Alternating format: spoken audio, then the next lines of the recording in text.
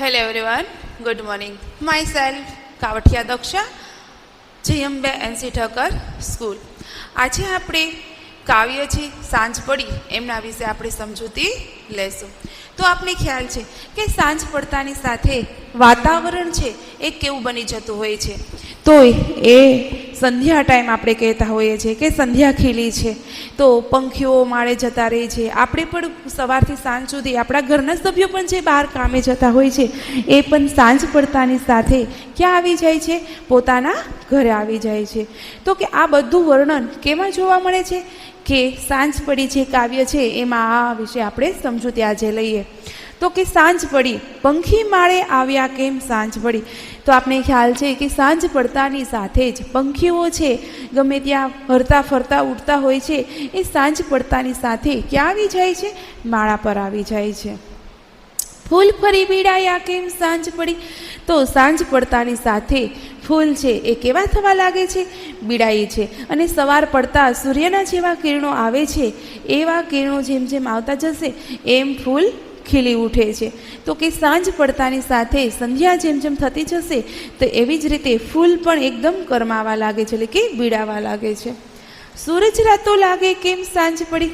તો સૂરજ જ્યારે આથમે છે, આપણે એમ કહીએ છીએ કે દિયા આથમી ગયો છે, સંધ્યા ખીલી છે કે સંધ્યા થઈ ગઈ છે, કે ત્યારે સૂરજ છે એમના ઘરે જતો હોય છે ત્યારે સંધ્યા આપને ખીલેલી દેખાય છે. કેવી દેખાય છે? એકદમ રાતો લાગતો દેખાય છે. આપણે અત્યારે તો અહીંયા નહીં જોઈ શકતા, મોટા સિટીઓમાં તો એ જોવા ના મળે, પણ ધારો કે આપણે ગામડે ગયા હોય છે અને હવે તો ફરવા માટે જઈએ છીએ, ત્યાં ઘણી જગ્યા પર સનસેટ પોઈન્ટ મૂકેલા હોય છે, ત્યાં પણ આપણે જોવા માટે જતા હોઈએ છીએ. તો તમને ખ્યાલ આવી જશે, એકદમ સૂરજ એમના ઘરે જતો હોય છે ત્યારે એકદમ ફરતી મસ્ત લાલ લાલ રતાસ પડતી orange colour, light orange colour જેવી સંધ્યા આખી એમની ખીલે ઉઠેલી હોય છે. તો કે સૂરજ રાતો લાગે કેમ સાંજ પડી. ઘુવડ રાજા જાગે કેમ સાંજ પડી. જે ઘુવડ રાજા છે એ એક જ એવું પક્ષી છે જે સાંજ પડતે જાગે છે. બાકી બધા પક્ષીઓ પોતપોતાના માળા પર બેસી જતા હોય છે, પોતાના ઘર પર જતા રહેતા હોય છે.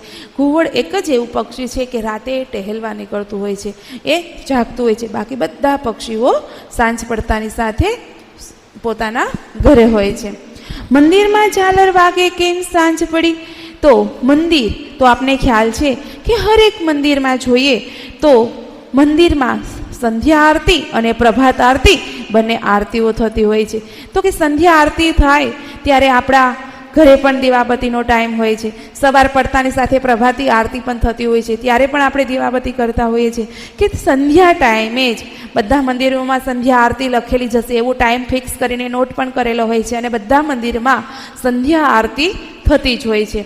તો કે મંદિરમાં ઝાલર વાગે કેમ સાંજ પડી. કહો આવો પ્રશ્ન પણ કરે છે કે મંદિરમાં પણ ઝાલર સાંજ પડતાની સાથે જ વાગે છે. ગોધણ વાડે ભાગે કેમ સાંજ પડી. જે ગાયોનું ધણ છે એ પણ સાંજ પડતાની સાથે વાડે આવી જાય છે.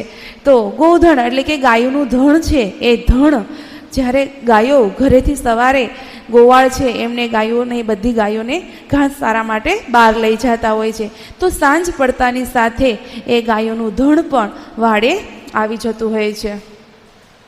નભમાં તારા ટમક્યા કેમ સાંજ પડી. નભ નભ એટલે કે આકાશ. તો આકાશમાં આપણે ખ્યાલ છે દિવસ દરમિયાન આપણે કોઈ તારા જોયા આકાશમાં? નહીં. તો આ આકાશમાં તારા ક્યારે દેખાય છે? તો કે સાંજ પડતાની સાથે આકાશમાં તારા ટમકવા લાગે છે. ચાંદા મામા ચમક્યા કેમ સાંજ પડી. ચાંદા મામા એ પણ આપણે અંધારોમાં દેખાય છે. દિવસ દરમિયાન સૂર્યપ્રકાશના જે કિરણો હોય છે તો એ સૂર્યના તેજમય કિરણોથી આપને એ તારા કે ચાંદા મામા દેખાતા નથી. જ્યારે સૂર્ય એમના ઘરે જાય છે ત્યારે ધીમે ધીમે ચાંદા મામા એ બહાર આવે છે, આકાશમાં દેખાવા લાગે છે. તો કે ચાંદા મામા ચમક્યા કેમ સાંજ પડી. તમરા ત્રમ ત્રમ કરતા કેમ સાંજ પડી. જે તમરા છે એ પણ સાંજે ત્રમ ત્રમ કરતા હોઈએ છે. તમરા એટલે એક જીવાત છે, જે જીવાત એવી છે કે એકદમ અંધારું હોય ત્યાં ઘણી વખત ત્રમ ત્રમ આવો અવાજ ત્યાંથી આવતો હોય છે, પણ તમરાને આપણે જોઈ શકતા નથી, પણ કહીએ છીએ કે તમરા બોલે છે. જો કે અહીંયા તો નહીં, પણ ગામડે આપણે જતા હોઈએ તો એ વિસ્તારમાં ઘણી જગ્યાએ સાંજ પડતાની સાથે, સંધ્યા થવાની સાથે, અથવા તો એકદમ અંધારું હોય, ઘણી વખત આપને એવો અવાજ, ત્રમત્રમ કરતો અવાજ પણ કાને પડતો હોય છે. તો કે તમરા છે એ પણ ત્રમતામ કરતા કેમ સાંજ પડી, દીવડે ફૂદા ભમતા કેમ સાંજ પડી. દીવડા જે ફૂદા છે એ ફૂદા પણ ક્યારે ભમતા હોય છે? સાંજ પડતાની સાથે એ દીવડા પર ફૂદા ભમતા હોય છે. ધરતી માતા પોઢે કેમ સાંજ પડી. જે ધરતી માતા છે આખા અંધારું એમના પર આવી જાય છે ત્યારે એ શું કરે છે? પોઢી જાય છે. એટલે કે અંધારાને ધરતી માતા સાંજ પડે પોઢે છે. અને છેલ્લી લાઈન છે કે અંધારાને ઓઢે કેમ સાંજ પડી. તો કે ધરતી માતા અંધારાને ઓઢે કેમ સાંજ પડી. તો આપને ખ્યાલ છે કે સાંજ પડતાની સાથે જે રોડ માર્ગ પર વાહન વ્યવહાર આ બધું શાંત થઈ જતું હોય છે. દિવસ દરમિયાન કેટલો ઘોંઘાટ હોય છે, પણ સાંજ પડતાની સાથે ધરતી માતા પોઢી જાય છે એવો અહેસાસ કરીએ છીએ કે આપણું આજુબાજુનું વાતાવરણ હોય છે એ પણ તમને શાંતમય દેખાય છે. એટલે કે આખી ધરતી ઉપર શાંતમય વાતાવરણ સવાઈ જાય છે.